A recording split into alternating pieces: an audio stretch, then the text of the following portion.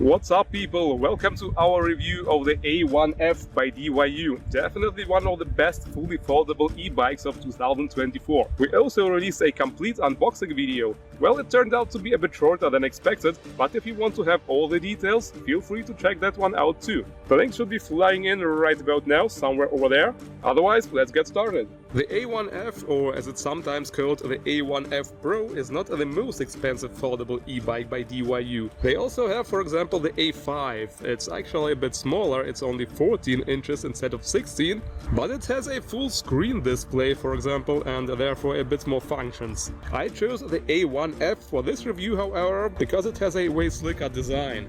Looks matter in my opinion, and looking at that one, as mentioned, it is a 16-inch fully foldable e-bike, and its design is very classy and somewhat reminds on old-school DMX bikes. Its frame is made out of a steel alloy and therefore has some welding marks, but they are really well done and barely visible from a couple of meters away.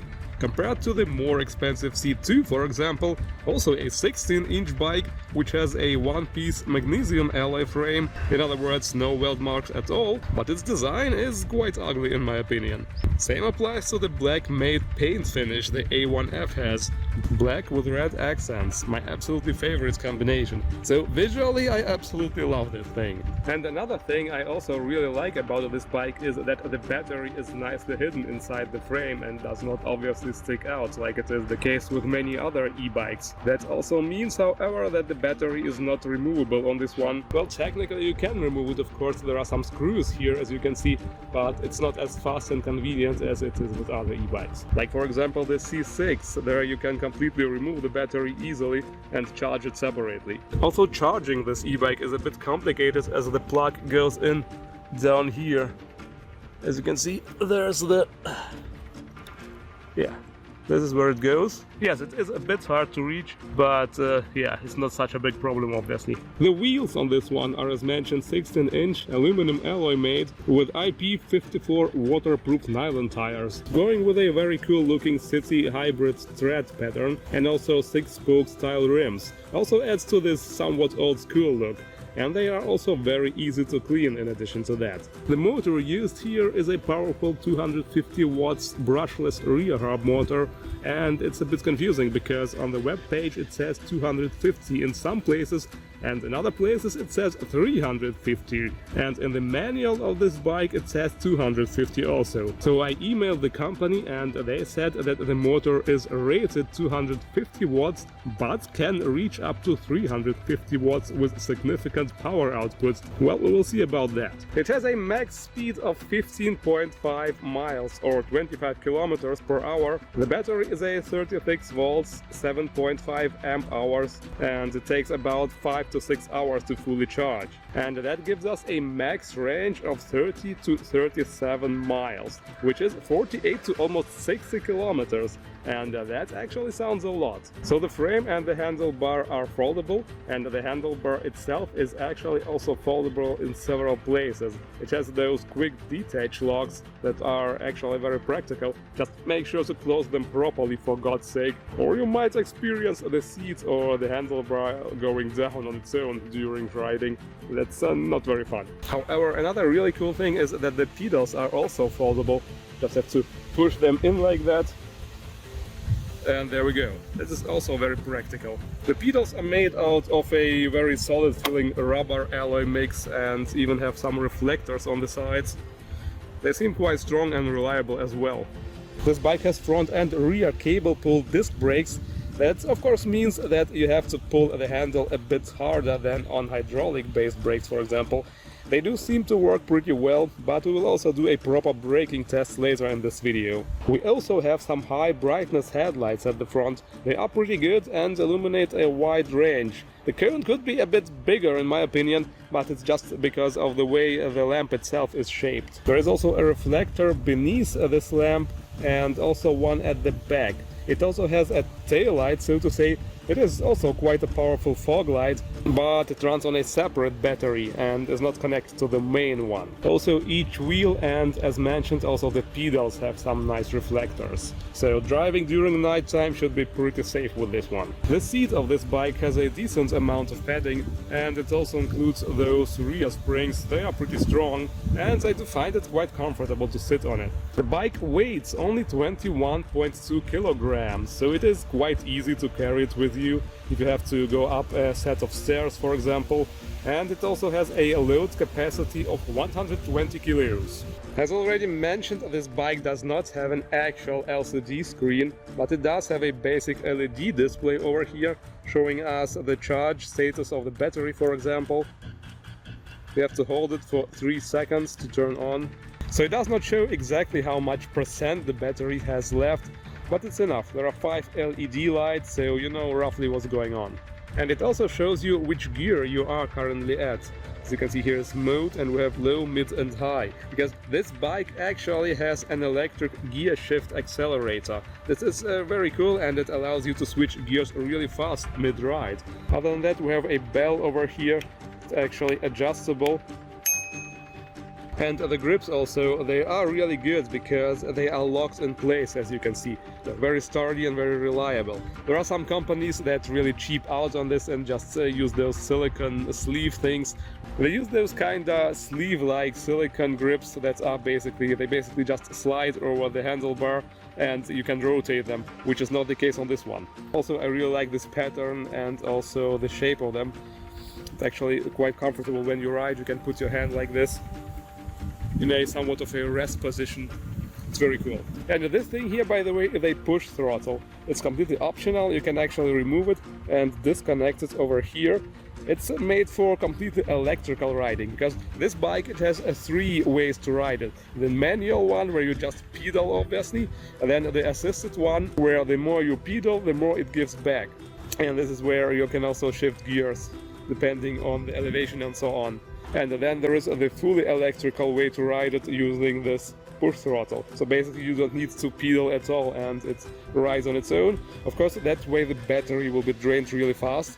On the sticker here it says you can go up to 6 kilometers like this. I have not tried it out, but it's actually really nice for when you start riding. Like you know, the first couple of meters it can be really hard, and since the bike itself is somewhat small, it can put a lot of strain on your knees. So the first couple of meters I usually use the throttle to get somewhat of a momentum, and then I go for the assisted mode. So folding this bike is actually really easy. We have this clamp in the middle to fold it in half, and then there is also the lock on the handlebar.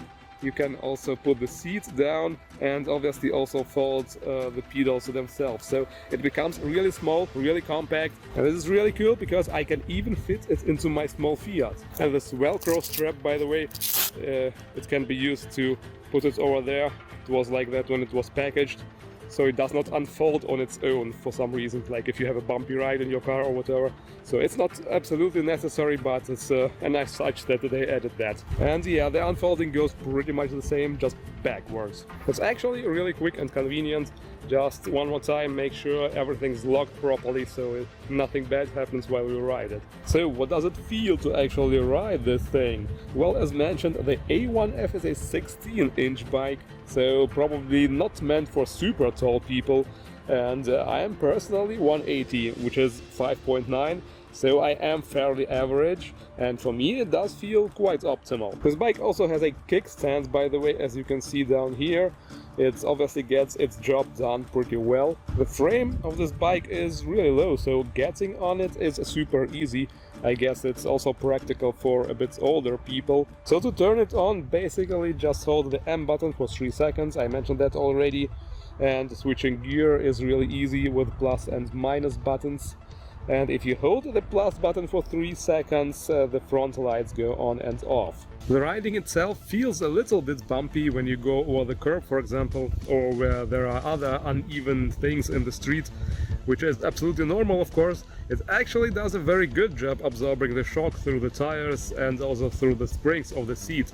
I expected it to be much more bumpy. It is obviously not a mountain bike, it does not have any actual suspension, but it still feels very comfortable to ride. This bike is meant for city rides after all, for even roads, and for that it is perfect. The city I live next to has a horrible parking situation, for example, so I would always just park on the edge of town and then walk. So for this kind of scenario, this bike is absolutely awesome. The motor is barely hearable, by the way. I mean, it is obviously not a Kawasaki, but you do hear it a little bit when you use the fully electrical mode.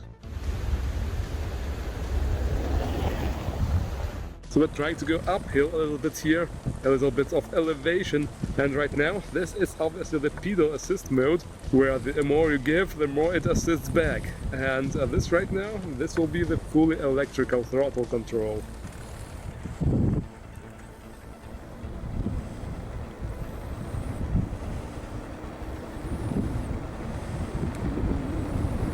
It's hard to tell how fast you're going since it does not have a speed indicator on the display, unfortunately, but I'm pretty sure if you pedal really hard, give it everything you got, so to say, then you can go even faster than at the 25 kilometers per hour. It feels like it is possible to push it to around 30 if you go full hardcore mode. Other than that, it feels quite comfortable and solid to ride. The foldable frame does not make any shaky impression whatsoever, even if you go full speed. So the little climbing test here, it says it can handle up to 15% elevation uphill, and yes, I do have to pedal a bit harder for the sensors to get the input and assist properly, but overall it does a fairly good job.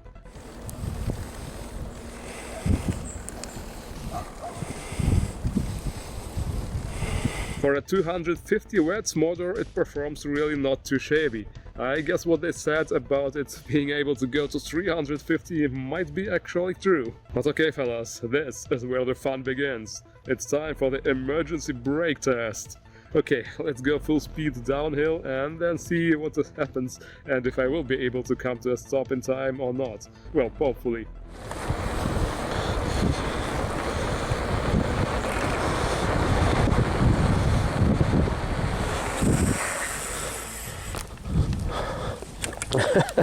Well, okay. That was pretty good actually. For mechanical cable pull brakes, this is a very decent performance. I was definitely going like 13 kilometers per hour probably. I didn't want to brake too hard because I was afraid to fly out of the seat, so I kinda held back a little bit. So the brakes are really efficient and safe to ride. Now about the range, they claim it's possible to ride up to 60 kilometers with the thing. Of course it depends in which mode you ride, if there is a lot of elevation on the way, and of course it also depends on your weight and what kind of baggage you have with you. Well, I personally weighed 75, which is actually quite light for my frame. I did have somewhat of a big bag on my back, so yes, I'm not sure how much it weighs, but I did not ride it that much. It's a couple of hours and I'm not sure how much exactly, how far I got, but the battery is almost full. It only lost one of this LED indicators, so I guess it might be technically possible. So if you are watching this and decide to get this particular bike, or if you have it already, make sure to post in the comments what kind of range you were able to achieve with it.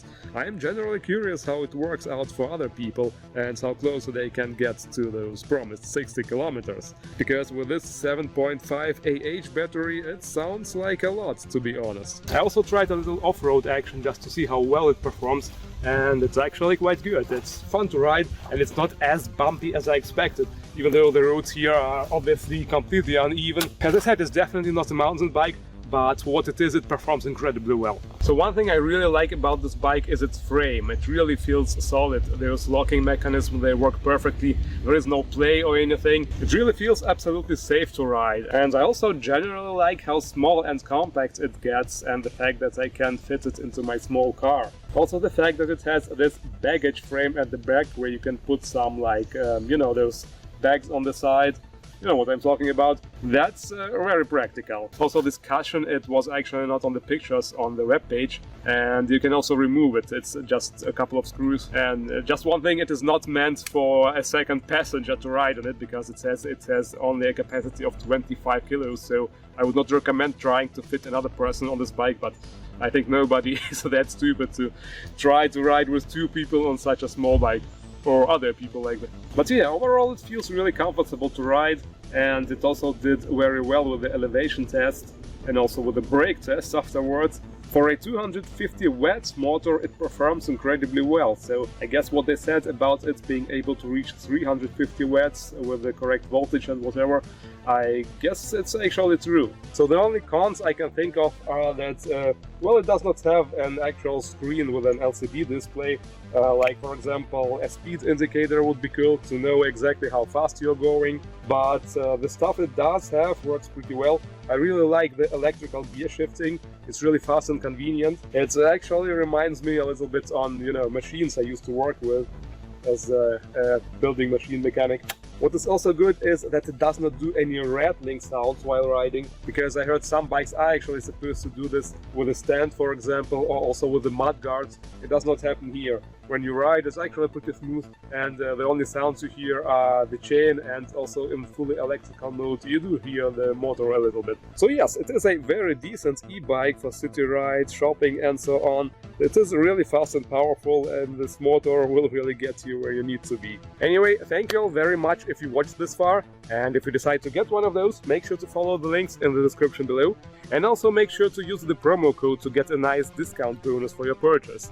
So yes, thank you all for watching one more time, and see you around.